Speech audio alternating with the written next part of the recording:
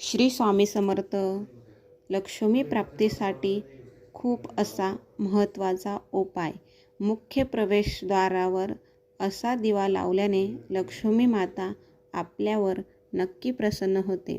रोज संध्याकाळी 6:30 नंतर आपल्या मुख्य प्रवेशद्वारावर दिवा लावल्याने लक्ष्मी माता खूप प्रसन्न होते. दिवा हा नेहमी मोहरीच्या तेलाने लावावा. घराच्या मुख्य प्रवेशद्वाराजवळ आत तोंड करून उभे राहा आणि दिवा तुमच्या उजव्या बाजूला ठेवा. दिवा उत्तर किंवा पूर्व दिशेला तोंड करून ठेवावा. दिव्यात नेहमी लाल वात वापरा.